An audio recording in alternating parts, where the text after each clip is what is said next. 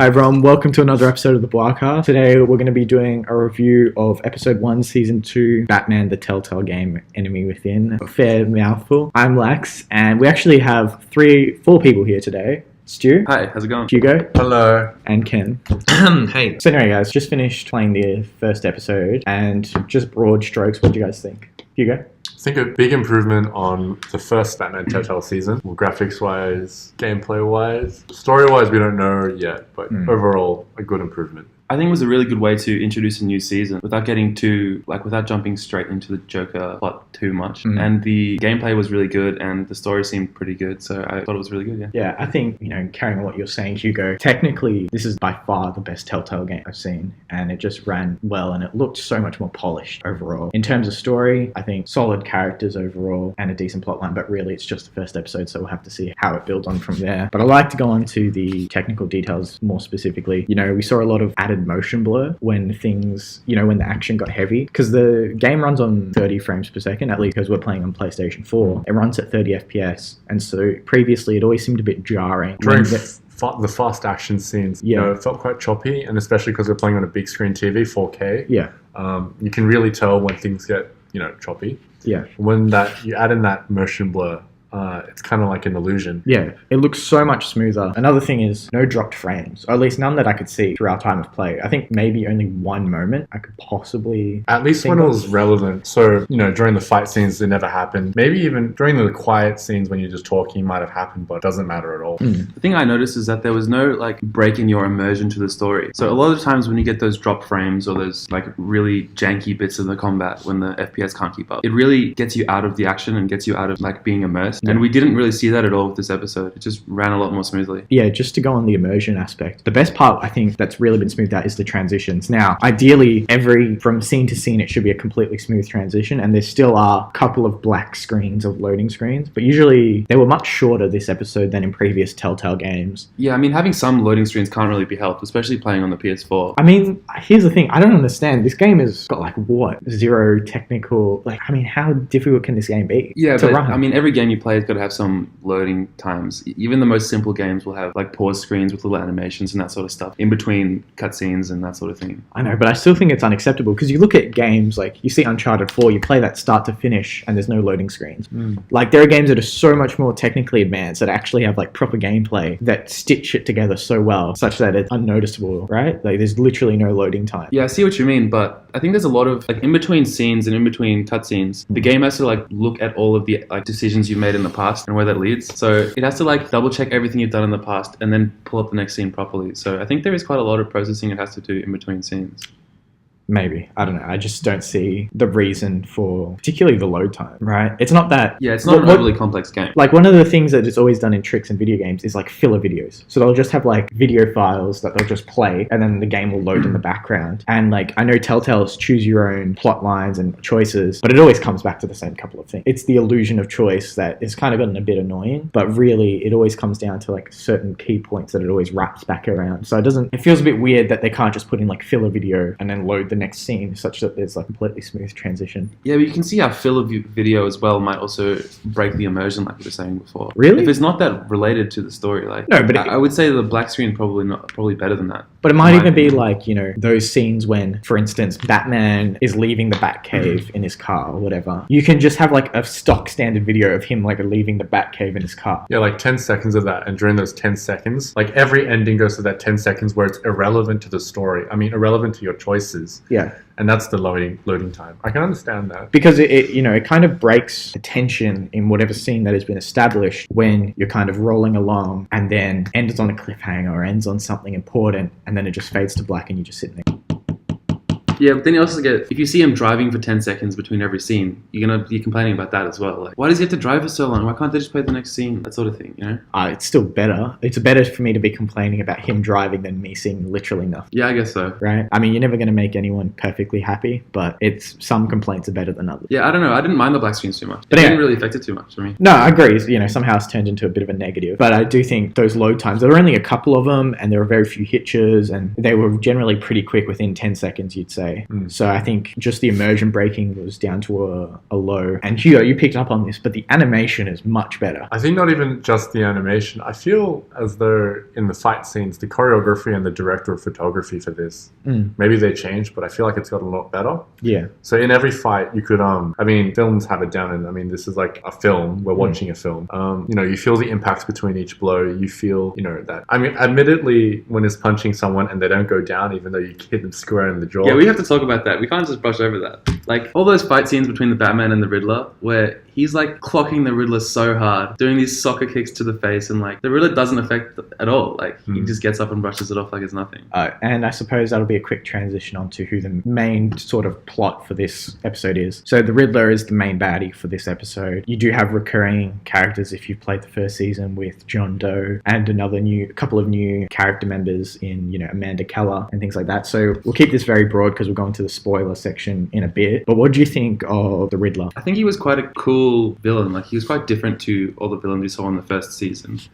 He didn't seem to be as vital to the story, like the overarching story, as the other characters. Which we'll talk about in a bit. Yeah, so I don't know, he seemed like a good sort of fun, different way to play the game because he added this like the riddles and that sort of stuff, which is quite fun to try and solve. See, I kind of agree because even though he was pretty stock standard, right, in terms of what villain he was, but the way in which he looped back into the gameplay. So with Telltale games, they always have action sequences that are really just linear, right? If you fail it, and it's game over. And this is the same thing, but the whole aspect of the puzzle made it so much more enjoyable when doing those like QTEs. Oh yeah. Because like we'll actually get into this later in the spoiler because it's talking to certain scenes, but you're not just clicking buttons as to what pops up. You have to actually think about it because everything is a puzzle because he's the Riddler. Yeah, it'll give you a prompt and it'll basically edge you onto a certain solution and you have to try and figure out what solution it actually wants you to do and execute that. I will say some of those hints were very, very blatant. Yeah, I mean, some of them weren't too tricky, but in like a quick time event in a Telltale game, it can't be too complicated. You gotta be able to solve it fairly quickly and get to the answer. Because if you die over and over again, it's just annoying at that point. Hugo, you wouldn't look like you want to say something or no? Oh no, it's just to add on to the QTEs and the riddles. Also, just I mean, the finding the links is meant to be investigative, and you know, I mean, adding the little part to it. I do agree. Yeah, just a little, you know, edge to it, something different to the previous season. Yeah, I agree that it did add a bit to it, but I just hate the finding the links thing as a whole. I think it should just go. It should basically just be a cutscene where Batman examines the scene and then links it together because it's just. I mean, we had a couple of times where we're just sitting there trying to like search the area, looking for whatever bringing the cursor to the edge of the screen and trying to push the camera around. Yeah, fair enough. I think that should just go and it should just be a cutscene because you're just wasting. I feel like as soon as you find the second one of the link, like the second of the pair, it should just link them automatically and have a little cutscene. That's way better than like, because it's not like they're hard to link either. Yeah. It's like, I don't want to give specific examples again because it's not spoiler, but it's really basic. This obviously caused that, but Batman can't figure it out and you have to figure it out for him. Yeah. It's just, I mean, Telltale, it's a game. No. But my point is, would you rather have it as just a film that plays along and you can make choices? Or, you know, I think that those short experiences where you are meant to link parts together and walk around, that's meant to be the game aspect and kind of set itself apart. Sure, but like the links thing, are you really playing a game or are you just being spoon-fed something? You're just waiting around to like look at all the different points that you can You're just trying to convince yourself you're actually doing something. It's like faux interactivity to me. It's like you're not actually interacting with it. Exactly. I'm not saying it's good. I'm saying that I guess that, you know, they have to make a distinction because if they just have it as a film that plays along, you know, there's no different to a movie. I honestly think that it's like in Telltale in general, they're moving to the point where if you look at all their games, remember when we played The Wolf Among Us? How many more like gameplay sequences did that have? A lot more. Right? Like you've seen as Telltale have gone along, they've just started stripping out a lot of these like walking around moments. And I think eventually it's just going to be completely stripped out. Just the movie. Yeah, just the movie. Because the gameplay section is shit, right? You're just sitting around walking around. And it's not like you look at a scene and you pick all these things to interact with. No, there's only like 5 things you can interact with. It shows you.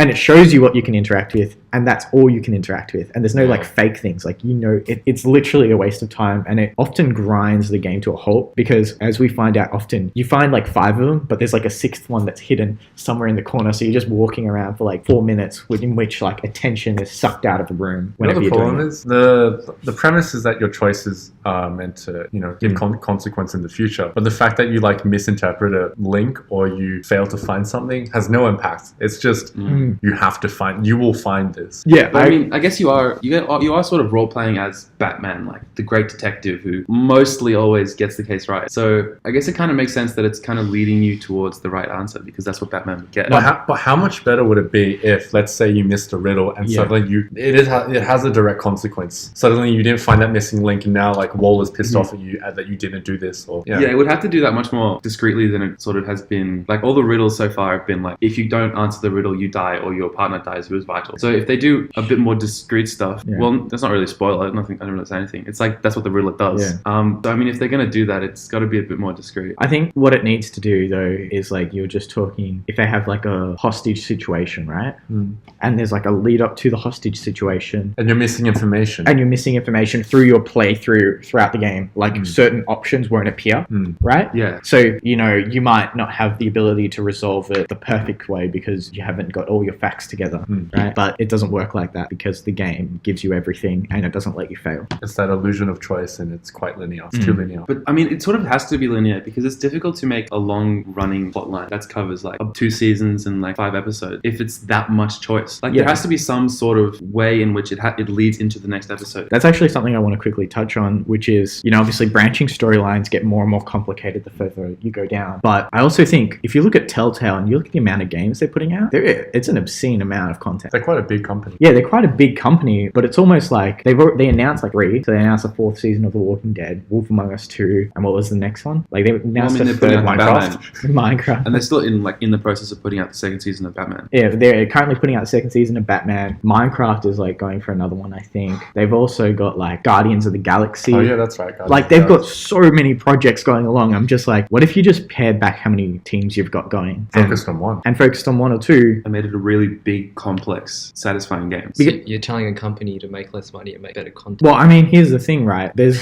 kind of like a trade-off between making just a few high-quality products versus making a lot of games. Because if you look at, I know this is kind of, you're looking at the gold star of game developers when I'm picking this. But if you look at Rockstar, they just make like 1 game every 5 or 6 years. But that game is just so much better than everything else because they put everything they have behind it. But Telltale is also quite a niche. Like, not everyone who's going to play GTA 5 is going to play Telltale games. I honestly don't. The moment you put Batman in, I don't think you become niche anymore. But it's like... Not anymore. People with the licenses they have, it's a niche not type of game. People who are going to buy 1 or 2 games a year will buy your GTA 5. They'll buy your Red Dead Redemptions. Because it's such a huge game with so much content. And it's really easily accessible and it's really mainstream. I don't think so. Simply because what we said before about how Telltale is becoming more movie-like and, getting rid of a lot of the game scenes. Yeah. You spend, in Australia, we spend like 15 to 20 bucks on a movie ticket. Yeah. A game is like $20, $30. Yeah. Season pass. And that's total. like 10 hours if you're talking about a season of...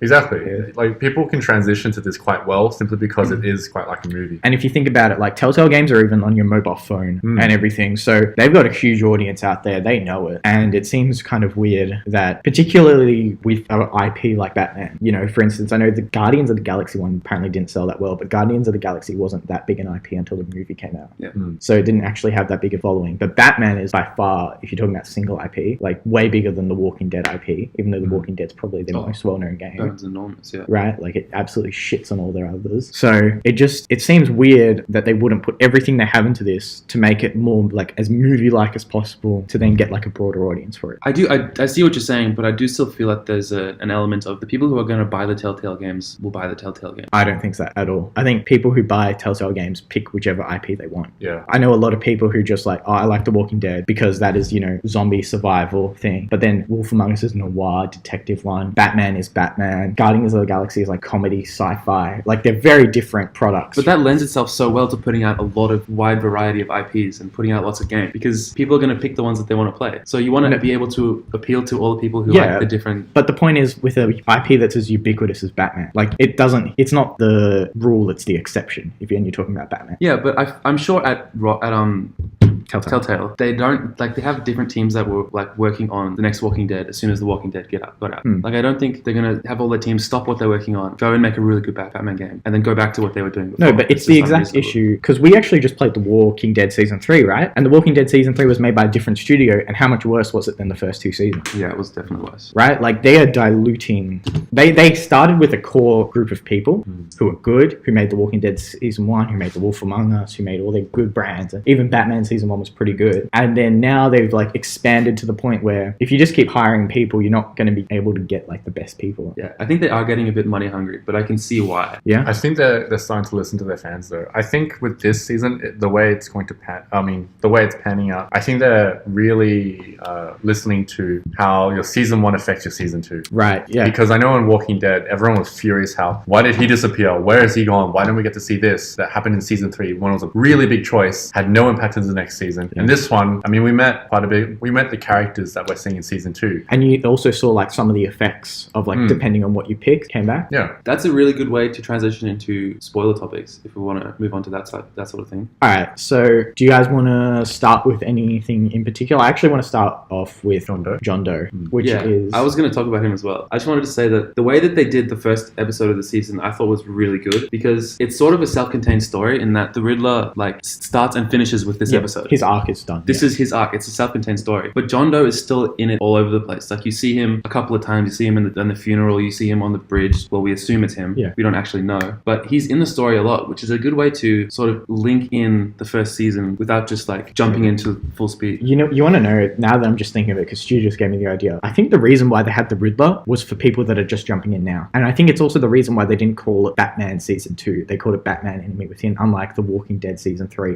Because as soon as you say like Season 2 of a TV show, like no one's going to jump in at Season 2. Yeah. And it puts people off. And as well, it's like they didn't start off with talking about John Doe or people that had existed in the past. They started off with a brand new one that literally if you've played Season 1 or Season 2 just now, you both know the same. And they just gave you a little self-contained arc plus hinted at other characters, you know, such as Alfred and like what he's gone through in the past, John Doe, Amanda Keller. They actually did a good job of explaining past events a little bit as well. So there wasn't that much assumed knowledge that you have to know that this happened for you to get what's going on. Like they would sort of hint at what happened before, but it's not super vital to the first episode. Yeah, I like... They didn't make season 1 necessary, but they made it, if you have played season 1, a much richer experience. Yeah. I think that's the perfect way to talk about it. What did you think about the side characters? Because the Riddler, you know, now I think about it, the more I'm convinced he was just there for newcomers. But now it's really going to transition to the meat of this plot, which is all the characters that have carried over from season 1. And what do you think about, particularly now you've got this new one, the agency, and how they were introduced and how they're handled? Because I don't know if I'm completely sold. It feels like they have just been sort of plugged in to kind of force conflict on another aspect. Yeah, I did get a sense of that. They don't really need to be there, but they're just causing like conflict and a disturbance in the force sort of thing. Like the way that she says at the end, you know, Bruce Wayne, like she knows who he is. It's kind of obvious that she's just there to stir the shit and like get some conflict going within Batman. No, but it also feels like they're sort of following a formula, because if you think about it, even in like the first season, there was someone that was like gunning for Bruce Wayne as Batman, and then there was someone who was also gunning for Bruce Wayne as Bruce Wayne, right? And it's like you had the Batman aspect with the Riddler and you things like that, and now you've got Bruce Wayne. You already had the Joker, who I thought, or John Doe, who I think can make things very uncomfortable, but then they just decided to add in this and other aspects. I think there's going to be two interesting dynamics in the rest of the season. The one dynamic which I think will be good is the sort of friendship between John Doe and Bruce Wayne, and then the obvious, like, they're obviously going to be enemies, Batman and John Doe, well, Batman and the Joker, I guess, are obviously going to be enemies in the season. So I think it'll be interesting to see how they play off that friendship between their two alter egos and the like hatred between them as Batman and the Joker. Whether they'll keep that going as like a two-way street sort of thing, or they'll just like break them up as friends. Well, I mean, they're not really friends, but it's like this portrayed uneasy friendship. One thing I didn't like about that was because we didn't actually do John Doe a favor, or like we didn't accept John Doe's favor in the first season, but it didn't really appear to affect the consequence when it came to that conversation in the church. I mean, yeah, I guess John Doe's super manipulative. Like, he doesn't actually care if you took the favor or not. He's going to get what he wants. I know, but it feels like if you've made the different choice of not taking the favor, he shouldn't just come up and be like, hey, remember that favor I did you? It's like, no, you never did a favor, period. Yeah, but I mean, like, you wouldn't have gone out without me. Really? He actually said, like, as a dialogue option, the Batman said, I didn't do you a favor. But no, he didn't say it. He said, like, I don't owe you anything or something. Well, whatever. He's like, you're dealing with a madman. Like, it shows you a bit of an insight into the Joker. He doesn't actually care about what the people around him, and he doesn't think about what's happening to other people that much. I know, but it's like, it speaks to one of the biggest problems in Telltale games in which your choices have no consequence, right? Like, that was a choice. You gave us, like, a big choice. It wasn't one of those, like, little dialogue options. It was one of those, like, slow down time, 1 or 2 moments. Yeah, it's one of the, like, major end of the episode flashback. You and 55% of people decided to go with the Joker. And it's just, like, means nothing, because this conversation in the second season just like goes on smoothly. I think it is something that's generally bad in the Telltale games, but I think this is a pretty, like, it's not a bad, it's like, I kind of enjoyed it, that it's the Joker, like, he's crazy. He's not gonna actually care what you do. He's gonna go with what he wants and doesn't care. We'll have to see how this pans out with other choices as the season goes on. So the other dynamic, I said I had two dynamics before. The other one is the dynamic between the new inspector, the chief inspector, because Gordon obviously got kicked out, and Bruce Wayne / Batman, because she's basically got him by the balls right now, because she knows he's Batman and she knows he's Bruce Wayne. So she's got this big threat hanging over him. So she has this way to like control him and do what she, like, make him do what she wants him to do, which Gordon really never had over Batman. Batman has completely been a free agent of Gordon. But yeah, like here's again, you know, maybe it's just having played enough Telltale games. I know that no matter what happens, everything's going to be okay because they're not going to like kill Batman or they're not going to like ruin him. Yeah. So as a result, I'm just like, oh, she's got him by the balls. Not exactly the person. I don't mind her having Batman by the balls because I know Batman's got plot armor. Yeah, but I mean, how do you think they're going to resolve that? Like, will they become friends and she just doesn't say anything, or will she die to the Joker or something? Like, this is how it's going to happen, and I reckon. So you can either be friends with her and just do what she says, or you can like try and go rogue. But what's going to happen is it's going to, you know how sometimes when you want to go one direction, but then like the game will just automatically force you, like take control out of your hands for a bit, and like the dialogue will just continue on and force you back to the center. It's like forcing conflict between you and Waller. Yeah. It's like how a lot of the time the different dialogue options, the way that he voices it, like his tone completely just like portrays a different message to what you want it to. Like you pick the friendly option, but he says it in his Batman gruff, angry voice, and it comes off as super snarky, and like the person doesn't like it at all. Yeah, no. But I think however it's going to turn out, it's going to be incredibly disappointing. The same way in which like when Oswald Cobblepot in season 1, no option was really satisfying, or no resolution of any option was actually satisfying whenever you dealt with him. But one thing I want to talk about that Stu brought up was the villains, and this has to be probably just to do with Telltale and the way they've handled Batman, in that all the main villains, you don't meet them when they're villains. Aside from the Riddler. Aside from the Riddler, who's literally just like a side plot. Everyone else you've met when they're kind of normal, teetering on insane, and then they've like crossed the line and gone over. And so I think that's just a great way in which they've done it. Yeah, it's a lot more refreshing than just the old, you know, this is the bad guy, you're the good guy, go kick the bad guys out. Yeah. It's like, this is a messed up individual who has twisted thoughts but isn't bad anymore, like at the moment. Yeah. And then something happens and you're there to witness this turn in them that sees them becoming an evil person. And also they seem to have, often like they have understandable reasons. So if you look at, sorry, what's the guy? Two-Face? Harvey Dent, right? Like he had obviously a medical issue. And then when he got the shit kicked out of him or something, or the poison, like it started like unblocking all his medication and stuff that had gone through. You look at who was another villain in the last season? Catwoman wasn't really a villain. Harvey Dent, the one that he killed. Penguin, Mrs. Penguin, and like Lady Arkham Yeah. have like legit gripes with the Wayne family and the Wayne Enterprise.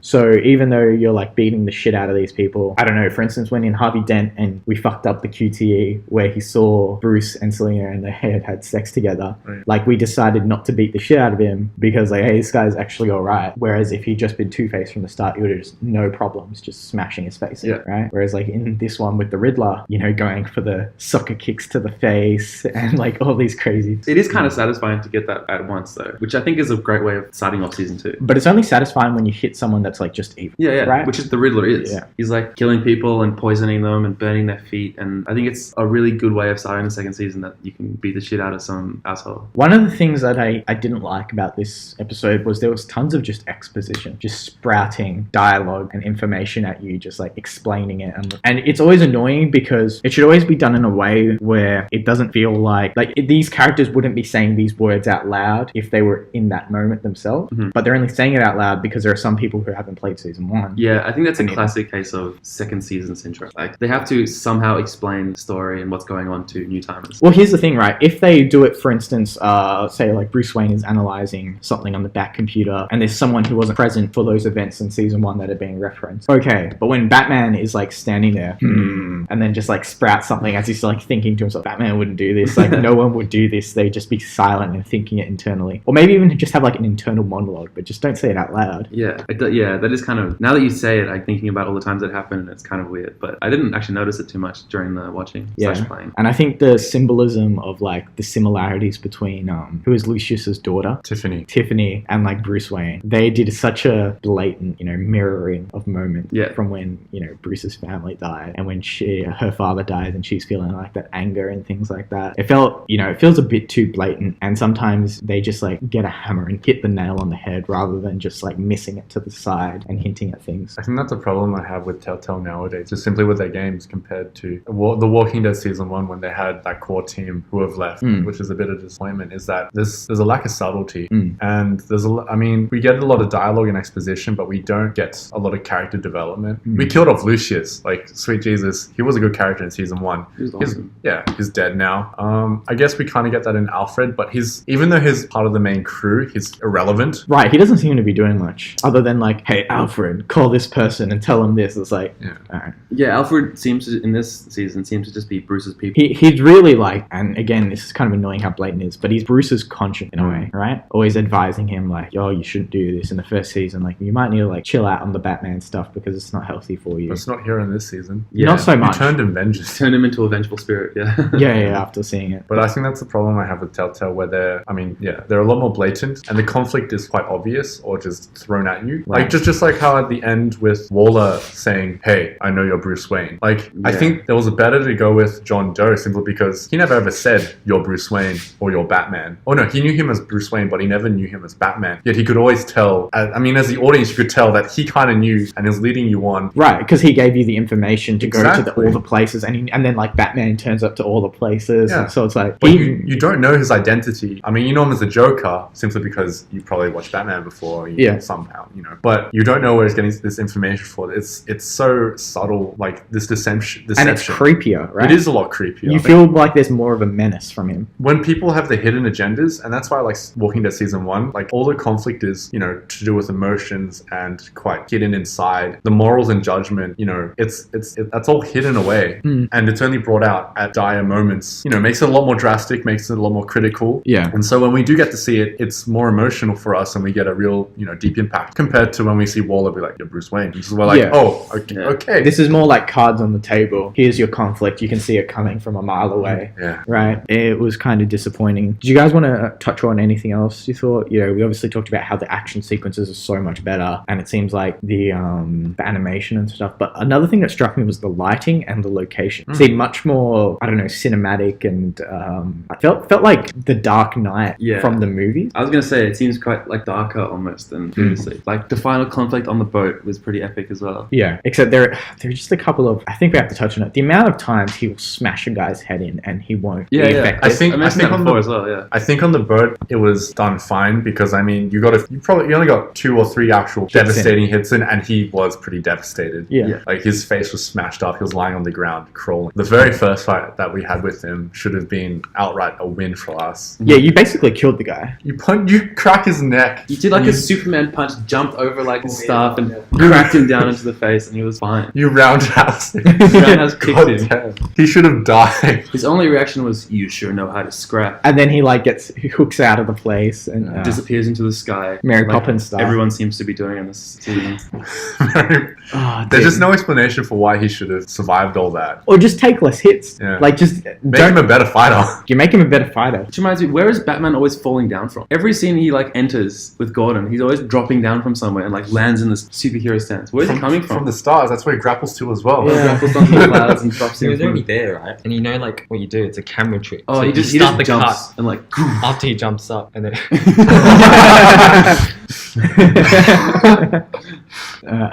Anything else, guys? I think there was a few hints as to what's going on in the future with, you know, there was an email that you read when you were in the death chamber with someone called H. Then you know that John... Harley Quinn. Yeah. They did mention Harley Quinn very briefly at the end, so I think that could be her. And then, of course, there's John Doe. You now know that he's been lying to Bruce Wayne to get him to do his dirty work for him. And you know that there's actually like a bigger group of villains. I imagine that it's going to expand. The roster's going to expand. John Doe's friends who you never actually see or meet. So I think it's definitely set up for a larger plot. But do you guys enjoy where it's going? Because it does seem like that there is a lot of friction within the villain group as well. So I imagine it's going to turn out where you can start using people within that group against each other. I think it's fairly hard to tell from this episode by itself, but it does look like it's ramping up to something that's much more big and complex than at least this episode. You know, one thing is... Actually, let's just transition on to what you're hoping for in the future from future episodes. Because I feel like they force too much gray area. But with Waller being part of the justice system, yet being a complete, I mean, she said it to Batman. It's like, oh, you see the right and wrong, and you know where the moral justice needs to cut, and you just need to sock him in the face. Yeah. And so I feel like with her, she needs just with the whole agency. Remember when they came to talk to Bruce Wayne about all these psychotic people keep coming and like they're attracted to you. With him, yeah. Exactly. Yet he, I mean, I think just saying I'm rich and these people, well, what was their agenda? Like I have money I have money, and they probably do want to rob him, or I mean, because he's Wayne Tech Enterprises is weaponry as well, right? Like tech and weaponry, so it makes sense for people to go after him, particularly if they're crazy and want to cause mayhem. Mm-hmm. I don't think it's too far fetched that they would be up that those psychotic people won't be coming after him. It's too far fetched. I mean, it's more far fetched that the agency is going after his ass when there's no major reason to go for him yet. Mm-hmm. And then with the villain side, I think though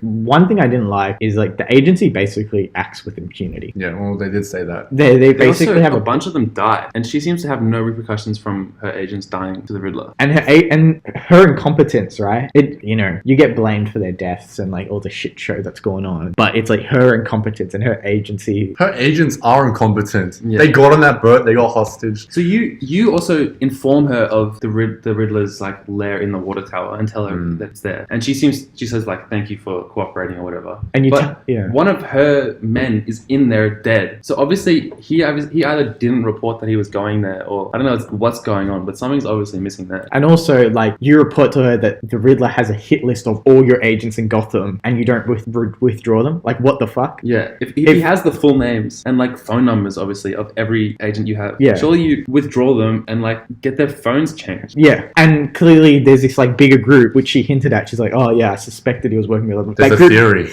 That group has this same information. Like, she's beyond incompetent as a leader. Either that, or she's like actually working with the group. Oh yeah, I just feel like she's treating Batman like a little pet, just being like, you're my little bitch because I know your identity. I'm not going to tell you anything. You'll tell me everything. I mean, she's the head of, or not a head, but a director or someone quite important. I really hope that, because like there are only a couple of ways in which it logically makes sense. Or maybe there's one we haven't thought of, but I feel like logically there's only a few ways. If it doesn't turn out to be one of those few ways, it's going to be disappointment. It is going to be like, what the fuck is with this writing? Like, how do you write this thing and not see these like huge plot holes? Mm-hmm. You can't put in intelligent characters and make them do incredibly stupid things. So I would say in this episode, they're not plot holes yet. They're like little bumps that you can see could become plot holes if they're worn down with enough time, but they could still be patched over. Yeah. I'm really hoping that a lot of your actions from season 1 actually impact. So Selena Kyle, Alfred with his like PTSD because you chose to like unmask yourself to save him, because if you didn't unmask yourself,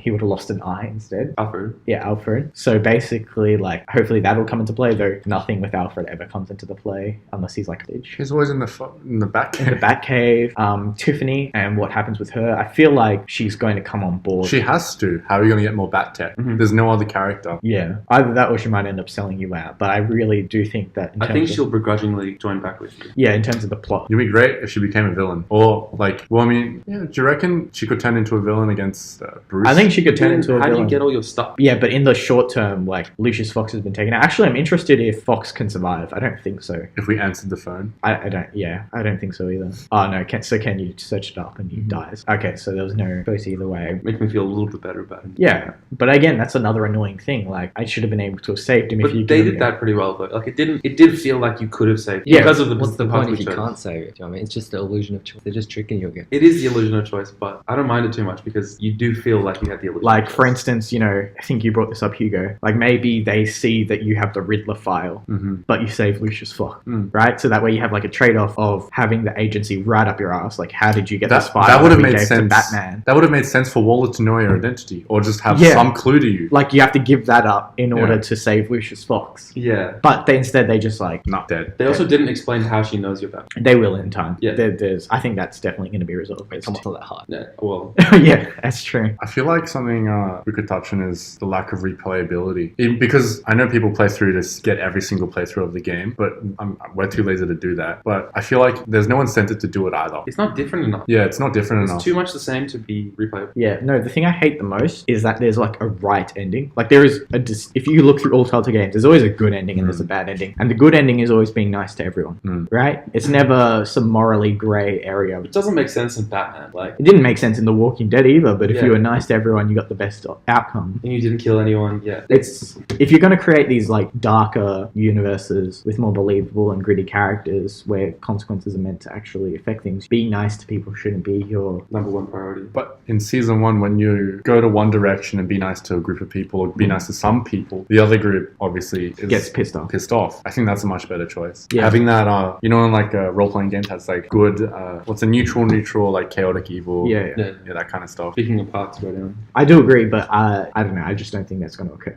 Everything, particularly in the recent Telltale games, everything's been very black and white and very straightforward. Even though they try to create an illusion of a complicated world, but all their choice systems and the way they do it and the way they design, like how all the worlds within the universe interact. Kind of makes me wonder what you would end up like. What's your ending gonna be if you just kept on picking the silent choice? It's like, here's the thing. I think he'd be forced to talk eventually, right? There'd be like silence, and then it would just like at a certain point silence would cut off and it'd have like a pre-recorded one. very funny if there's like a secret ending where just halfway through the game because you keep on picking silent, Batman just starts doing sign language. No, you're like interrogating the guy, and you're just like staring at him. Okay, I'll tell you. No, Stu, do you want to say anything? No, I'm good. No? Alright. Any last hopes that you want from the future episodes? Any like specific things, wishes? I hope John Doe doesn't actually become a Joker. I hope he stays as John Doe for the room because I mean every plot twist. No, Someone else. No. I hope that we know he's the Joker. He's going to eventually become the Joker.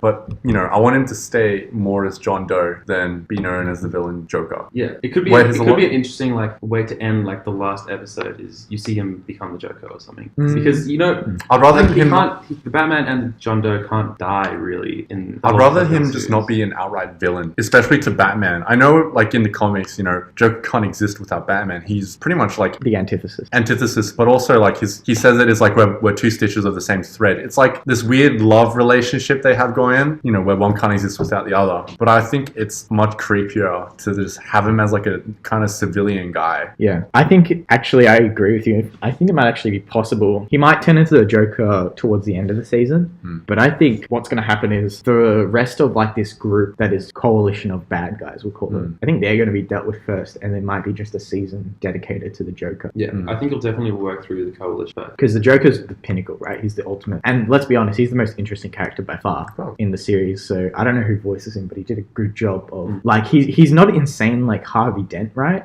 But he's just like he's like a person with incredible like lack of social awareness. He's a person who has no concept of how his actions affect other people. In like that role playing, he'll be like chaotic neutral right now. Yeah. No, a couple of things I want is they talked a bit about recruiting extra people into the group. I do not want there to be like that Scooby gang of characters like Batgirl or stuff like that. Or Robin. I don't know. Robin, I don't mind Batman and Robin, but I wouldn't want like 5 people. No, because here's the thing, right? Batman, Robin, Nightwing, Batgirl. Because I think Tiffany's guaranteed, but she's just filling in for Lucius. But I don't want him to be like. I always hated whenever there was like Batgirl or Robin in anything Batman. If anything, only Catwoman because she ties into season 1. She feels like she can also run with Batman. If they have like someone else, it's just Robin is a shit Batman. Robin basically. Doesn't make sense. That's what he is. Fair enough. But Robin doesn't make sense. I mean, comic book terms, or just if we're going to go back to like the comic books, because Batman's supposed to save this boy, and he's got his own vengeance, his own grudge. He doesn't really fit into the story at all yet. Yeah. If they do, he's going to be forced. I think a lot of the Robin storylines are really good in like comics and that sort of stuff. Yeah. But I don't think he would suit well in. It's just not relevant series. yet. Yeah. It shouldn't fit. It doesn't make I sense. actually think if anyone's going to be added, which I think it might just be Tiffany. Batgirl. Tiffany. Because of Barbara Gordon. Yeah. And then she might eventually become the Oracle. Because if you remember, have you guys seen The Killing Joke? No. So this is like The Killing Joke is famous because it's the moment where the Joker breaks Batman, and he makes Batman break his one rule, and he like sends him insane. So he like cripples Barbara Gordon, and that's how she becomes the Oracle, for instance. And then like takes Jim Gordon and like makes him go insane, and then finally Batman cracks at the end. But I feel like because there in quite a few things, like Barbara Gordon herself is linked because Jim Gordon is there with the Joker, that she might have a reasonable chance of becoming part of this thing. But I still don't think so. Another thing, it's just a wish. I wanted to see this show, this episode or this season go outside of Gotham.